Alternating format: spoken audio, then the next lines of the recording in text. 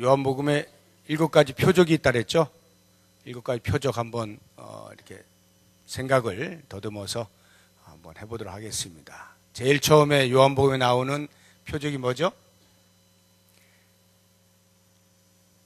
유명한 거 있잖아요. 갈릴리 가나에서 물을 포도주로 바꾸어서 그 모든 잔치에 있는 사람들을 다 먹였다 하는 것이 이제 첫 번째 표적이고, 두 번째는 그 2장에 나와요. 그리고 4장에 그 동일한 장소 가나에서 시간 흘렀죠. 왕의 신하의 아들이 죽어가는데 예수님께서 말씀으로 살려주시는 사건이 두 번째 표적이죠. 그것이 4장에 나오고, 5장에 보면 38년 된 병자를 베데스다 연못가에서 고쳐주시는 것이 세 번째 표적입니다. 그리고 6장에 보면 우리가 잘 아는 오병이어 기적이 있고, 그 다음에 이제 물 위로 걸으시는 장면이 있죠. 그렇게 이제 네 번째, 다섯 번째 표적이 나오고, 여섯 번째가 9장에 보면은 맹인 나면서부터 눈먼 자를 고쳐주시는 사건이 여섯 번째로 나옵니다. 그리고 마지막 일곱 번째, 요한복음 전체에 큰 표적이 7개가 있는데, 마지막 일곱 번째 표적이 오늘 우리가 읽은 본문으로부터 시작되어져서 12장까지 나오는 죽은 나사로를 살리시는 사건. 이게 이제 일곱 번째 표적인데, 이러한 표적들은 전부 목적이 있죠. 예수님이 하나님의 아들이시다, 예수님은 신이시다 라고 하는 예수님의 신성을 입증하는 차원에서의 표적들입니다.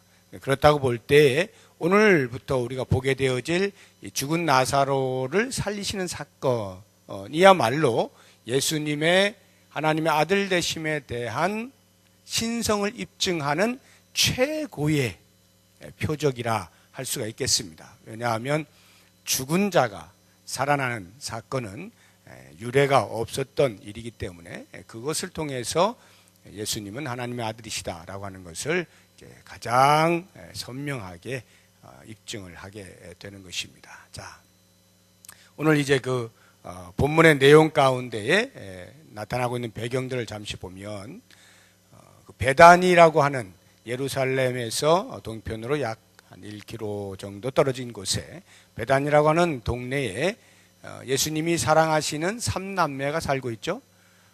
나사로, 마르다, 마리아. 잘 알고 있는 향유를 깨뜨려서 예수님의 발에 붓고 머리털로 닦고 했던 그 마리아의 오빠인 나사로가 병들었다 하는 소식을 예수님께 전하게 됩니다. 예수님은 요단강 건너편에 머물러 계셨는데 그곳까지 사람을 보내서 좀 빨리 좀 와 주십시오. 우리 오빠가 지금 죽게 되었습니다. 병들었는데 예수님이 오시면 나을 것 같습니다. 이런 전가를 보내니까 예수님이 그것을 듣고도 오히려 머뭇거리시면서 안 가셔요. 그리고는 이틀을 더 유하시다가 드디어 제자들에게 야, 우리 유대로 가자 이렇게 말씀하십니다. 그때 제자들은 유대로 가면 안 됩니다. 말려요. 왜냐하면 예수님이 거기에서 이 갈릴리 그 유대 동편으로 지금 옮겨온 거거든요. 유대에 있다가 돌에 맞아 죽으실 뻔했거든요. 그러니까 제자들이 거기 가면 또 돌에 맞아 죽을 위험이 있는데 왜 거기를 가려 하십니까? 하니까 예수님께서 낮과 밤이라고 하는 메타포를 사용해서 지금은 낮이다, 걱정하지 마라, 가자 이렇게 말씀을 하셔요. 그리고 내 친구 나사로가 지금 잠들었으니 내가 깨우러 가야 되겠다 말씀을 하시니까 이 제자들이 여전히 겁이 나서 그런지 잠이 들었으면 병들었다가도 잠들고 나면 다시 낫는 것 아닙니까? 굳이 안 가셔도 될 것 같은데요 하니까 예수님께서 당신이 잠들었다라고 말씀하신 말의 의미가 무엇인지를 선명하게 말하죠. 밝히 말씀하시되 나사로가 죽었다. 죽은 자를 다시 살리러 가시겠다라고 하는 뜻이겠죠.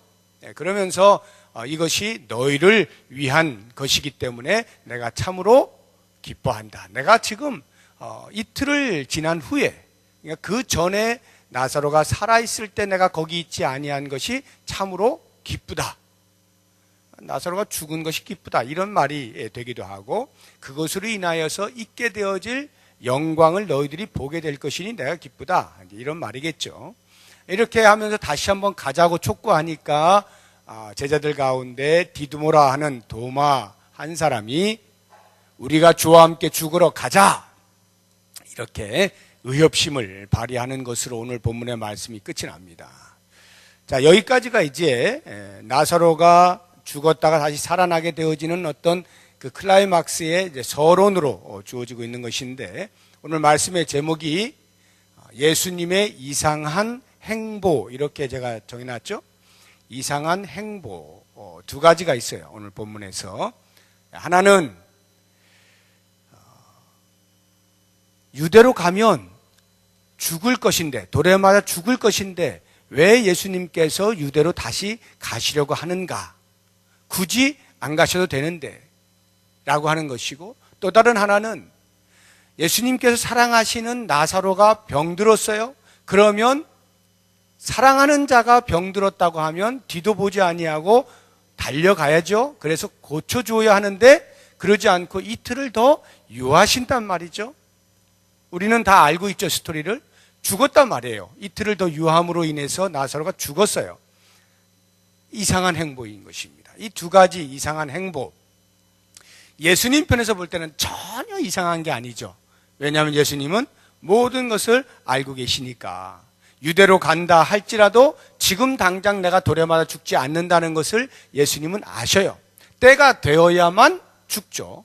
십자가에서 못 박혀 죽으시는 그 때가 되기 전까지는 아직은 죽는 때가 아니에요.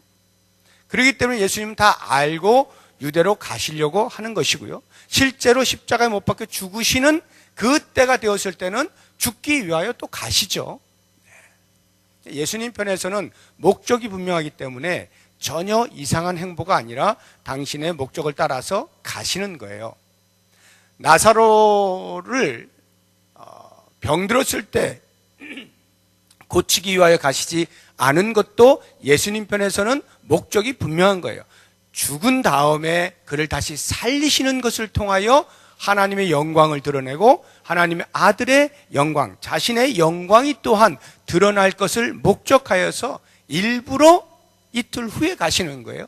그러니까 예수님 편에서는 전혀 이상한 행보가 아닌데, 반대로 제자들의 입장에서 보면, 또는 마리아와 마르다의 입장에서 볼 때는 그것이 이상한 행보가 된다 하는 거예요. 자, 그러면 이제 이 두 가지 이상한 행보에 대해서 나는 과연 그 예수님의 그 걸음에 대하여 어떻게 생각하는가, 나도 이상하게 생각하는가 라고 하는 것을 오늘 말씀을 통해서 한번 돌아보자 하는 것입니다. 자, 먼저 제자들의 입장에서 이상한 행보를 보시면, 왜 이상하다고 생각하겠어요, 제자들이?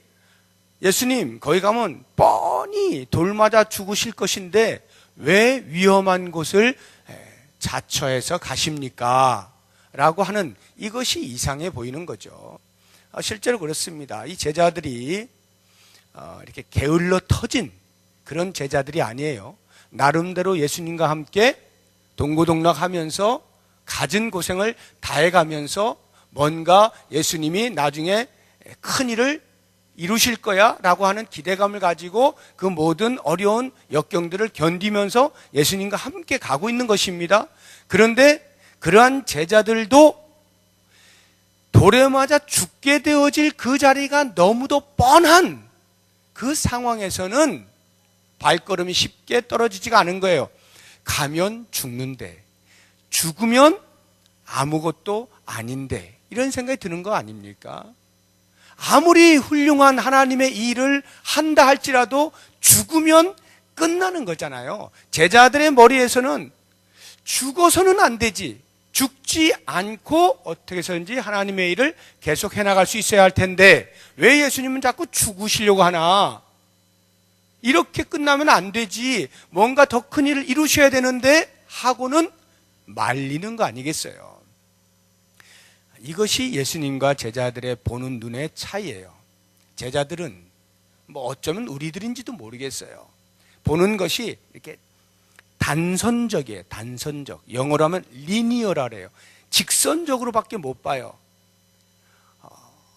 무슨 말이냐면 어떤 사건이 있으면 그 사건을 위에서 통시적으로 볼 수 있는 능력이 없어요, 사람에게는. 그러니까 그 사건이 다가오면 그 사건 자체에 대해서만 이해하려고 하고 판단하려고 하는 거예요.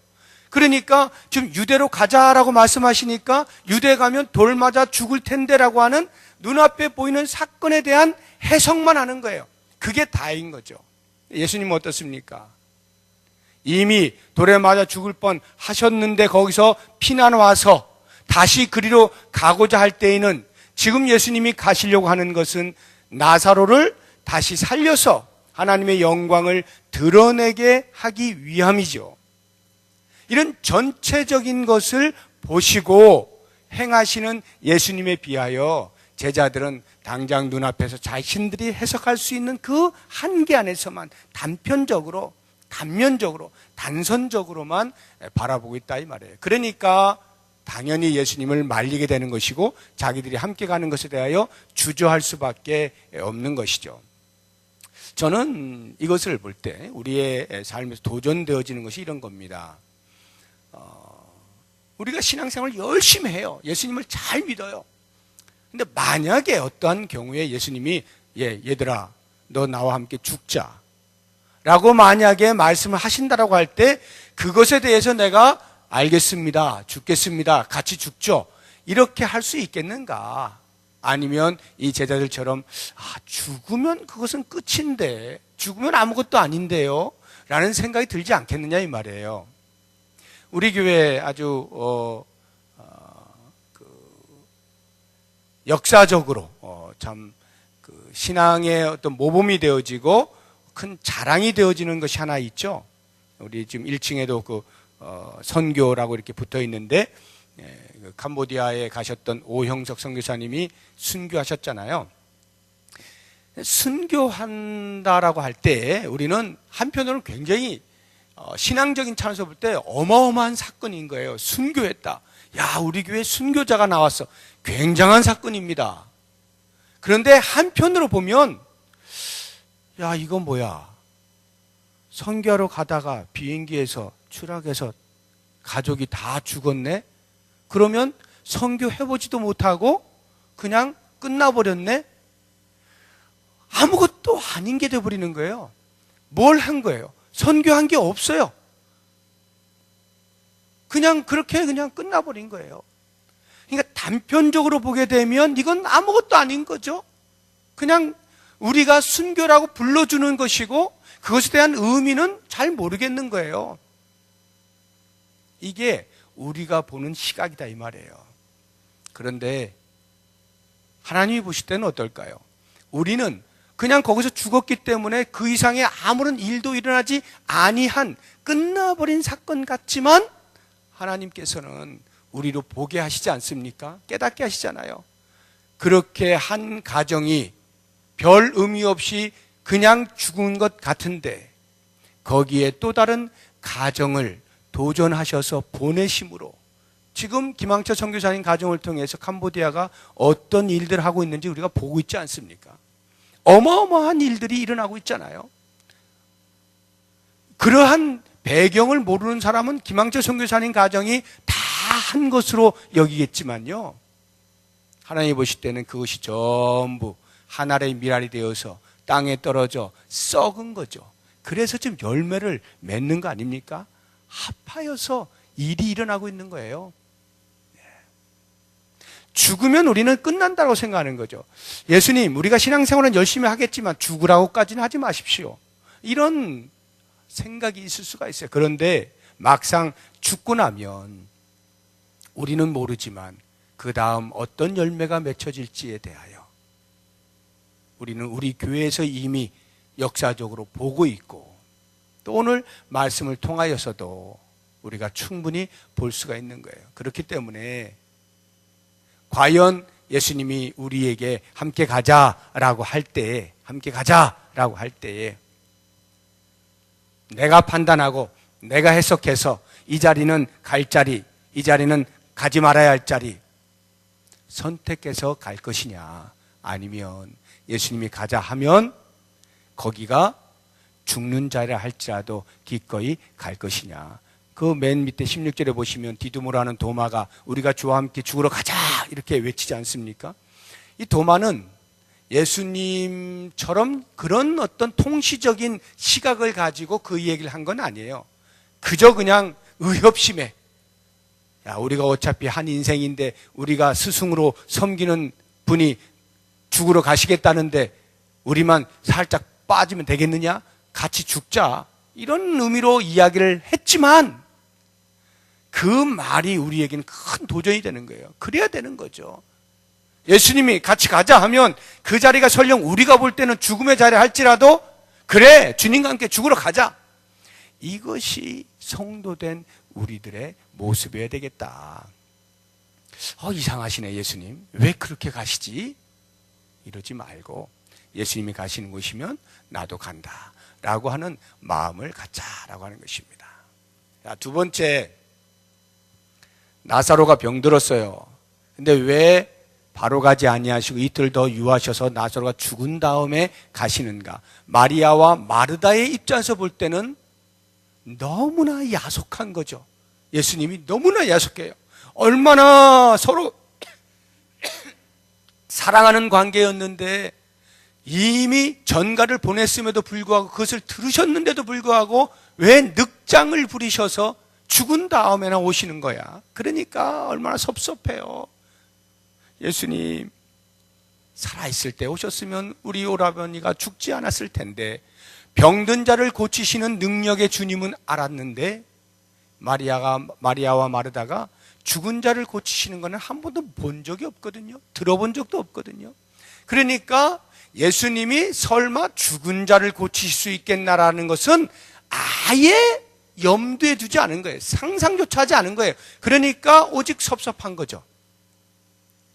병들었을 때 오셨으면 그 능력으로 분명히 살아날 수 있었을 텐데, 이런 마음인 거죠. 저는 이 마리아와 마르다가 혹시 우리의 마음 가운데 있지 않나 이런 생각을 해보는 거예요. 우리도 예수님에 대하여 예수님 왜 그렇게 하셨어요? 라고 예수님의 행보에 대해서 이상하게 여기지 않나 하는 부분이 있을 수 있겠다 하는 겁니다. 나사로가 병들었어요. 우리에게 시련이 닥쳤어요. 어려움이 있어요. 그러면 우리는 어떻게 합니까? 당연히 주님 앞에 나와서 기도하죠. 주님, 저 좀 살려주세요. 주님, 이런 문제가 있습니다. 주님, 이렇게 되길 원합니다. 제발 이렇게 좀 해주세요. 얼마나 간절한 마음으로 우리가 아뢰입니까? 열심을 다해서 예수님 꼭 이렇게 해주세요 라고 비는데 예수님께서 답을 안 하시는 거예요. 묵묵부답이에요. 나는 애간장이 타는데, 거의 죽어가는데 답을 안 주시네. 그리고 결국은 그 사건이 그렇게 위로부터의 아무런 도우심 없이 끝이 났을 때 과연 우리는 예수님께 대하여 뭐라고 말할까? 적어도 그 사건에 있어서만큼은 주님은 저를 돕지 않으셨습니다. 적어도 이 사건에 있어서만큼은 주님은 저를 돌보지 않으셨습니다. 저를 외면하셨습니다. 그렇다고 해서 신앙을 버릴 만큼은 아니죠, 우리들이. 그거 한 사건이 도움을 못 받았다고 해서, 예수님 모른 척 했다고 해서 저도 예수님 몰라요, 이럴 정도의 약한 신앙인들은 아닙니다. 신앙생활을 열심히 하겠지만 섭섭하다 이 말이에요. 예수님 섭섭해요. 제가 그렇게 간절히 부르짖었는데 왜 들은 척도 안 하시고 이렇게 종결이 됩니까? 지금 이게 마리아와 마르다의 모습 아니겠어요? 그렇게 종결되어서는 안 되는 거였잖아요. 그것을 위해서 예수님에게 전가를 보내고 제발 좀 빨리 좀 오셔서 우리 오빠 좀 고쳐주세요 했는데 결과가 어떻게 됐어요? 오빠가 죽어버린 거래요. 끝났다 이 말이에요. 죽었어요. 우리의 인생에 여러 가지 시련들이 있을 수가 있습니다. 수없이 많은 시련들이 다가옵니다. 종류는 뭐 사람들마다 다 다르죠. 그런 시련들에 대해서 주님 이길 힘을 주십시오. 주님 저로 하여금 빛을 보게 해주십시오. 이 긴 터널을 벗어나게 해주십시오. 간절한 마음으로 아뢰는데 아무런 답이 없이 그냥 죽음이라고 하는 것으로 끝이 난다고 할 때, 죽음, 사건이 해결되지 아니한 채, 내가 원하는 데 해결되지 아니한 채 종결이 되었다라고 할 때에 과연 나는 그 주님께 대하여 뭐라 할 것인가? 우리는 결과를 알고 있죠? 나사로가 죽었어요. 그런데 예수님이 오셔서 그 죽은 나사로를 다시 살리시죠. 이렇게 도전을 받았으면 좋겠어요. 시련 가운데에서 주님이 아무런 도움의 손길을 주지 않으시는 것만 같고, 그래서 끝난다 할지라도 우리는 지금 이 죽은 나사로가 다시 살아난 이 사건을 통하여서 보게 되는 것은 예수님이 일부러 그렇게 하셨다는 거죠. 일부러. 마리아와 마르다는 몰랐지만 예수님은 일부러, 그러니까 병들어 있는 상태를 모르는 것 아니고, 내가 일찍 가서 고쳐줄 수 없기 때문도 아니고, 일부러 죽을 때까지 기다렸다가 더 큰 영광을 보이기 위하여 나타나셔서 살려주셨다는 거죠. 그러니까 예수님은 우리가 볼 때는 그 사건에서 외면하신 것 같고, 돌보지 않으신 것 같고, 참견하지 않으신 것 같고, 개입하지 않으신 것 같지만 사실은 그게 아니고 우리의 생각과 다를 뿐이고 우리의 원함의 방향과 다를 뿐이지, 예수님은 여전히 우리를 돌보시고 지키시고 보호하시고 살피시고 가장 좋은 길로 인도해 가고 계시는 거죠. 설령 그것이 우리의 눈에는 죽음의 자리라 할지라도 거기에조차도 예수님은 여전히 당신의 손길이 미치고 있다는 것을 우리가 보지 않습니까? 그렇게 볼 때 우리의 시련 가운데서 우리가 할 수 있는 것은 다른 그 어떤 것이 아니라 그저 그 자리를 지켜내고 있는 거예요. 시련 가운데 인내를 배우는 겁니다. 끝까지 인내하는 거예요. 끝까지 참는 거예요. 언제까지 참아요? 그래서 죽을 때까지. 심지어는 이렇게 내가 죽는구나 하는 그 죽음의 자리에 이르기까지, 그 직전이 아니라 나사로가 그냥 죽어버린 것처럼 죽는 데까지. 그래서 만약에 내가 진짜로 목숨이 끊어져 버렸다 할지라도 그 죽음 이후에까지라도 주님이 내 삶을 책임지시는 분이라고 하는 이것이 믿음이에요. 여기까지의 인내가 있을 때 비로소 우리의 믿음이 성숙으로 나아갈 수가 있게 되는 겁니다.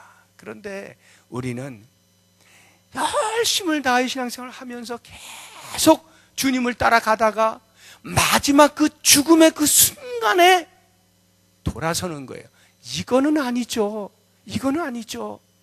거기서 돌아서는 순간 쌓아왔던 모든 답들이 순간에 다 허물어지면서 믿음이 어디 있는지 모르게 되어버리는 거죠. 그토록 예수님을 사랑하고 예수님의 사랑을 받고 예수님 없이는 못 사는 것 같이 그러한 신앙의 절절한 고백을 했던 마리아와 마르다가 오빠 나사로가 죽었을 때 더 이상 예수님으로부터 어떠한 능력도 기대하지 못한 이 어리석음, 죽은 자를 설마 살리시겠는가라고 하는 것은 상상조차 못한 자신의 이성의 한계 안에 예수님을 가두어 버린 이러한 신앙이 우리 안에 있지 않느냐 하는 거예요. 그래서 우리도 우리의 생각 속에서 예수님이 우리가 원하는 대로 움직여주지 않으실 때 예수님 참 이상하시네요, 예수님 왜 그렇게 하세요 하고 이상한 행보라 말하고 있지 않느냐 하는 말입니다. 오늘 이 말씀을 통하여서 우리의 신앙을 다시 한번 돌아보시고 정말 죽는 자리를 피하지 아니하고 그 자리에 가버리면 거기에서 드디어 믿음이 꽃을 피운다는 것 잊지 마시고. 덜 쉽지 않습니다. 왜냐하면 죽으면 끝이라는 생각이 자꾸 들기 때문에 설마 거기까지 몰고 가셔가지고 날 죽여버리시면 이거 뭔가, 이게 주님께서 우리를 다루시는 방법 같아요. 그러니까 이 마리아와 마르다에게 주님이 왜 거기까지 가게 하셨는가? 그들로 하여금 더 큰 것을 보게 하시려고 하는 거죠. 물론 나사로를 다시 살리신 것이 뭐 여러 가지 더 많은 이야기를 할 수 있습니다만, 그것은 나중에 또 본문이 계속 진행되고 있으니까 새벽에 계속 말씀을 드리고, 오늘 이 이상해 보이는 예수님의 행보, 여기에서 우리 자신 한번 돌아보면서 그것은 결코 이상한 것이 아니라 내 믿음의 수준이 거기까지이기 때문인 것을 바르게 인식을 한다면, 그 믿음의 껍질을 깨고 더 높은 곳을 향하여 비상을 하기 위해서는 예수님과 같은 심정으로, 비록 내 머리에서 잘 납득이 되어지지 아니하고 여기서 끝이 아니냐라고 하는 순간이 찾아온다 할지라도 그것을 넘어서 버릴 때 비로소 우리의 믿음이 진일보할 수 있다는 것 꼭 기억하시면서, 저뿐만 아니라 우리 모든 성도님들이 그런 훌륭한 믿음으로 주님 오시는 날을 주여 어서 오시옵소서 이렇게 맞이할 수 있는 믿음의 삶이 있기를 주의 이름으로 축복합니다. 기도하겠습니다.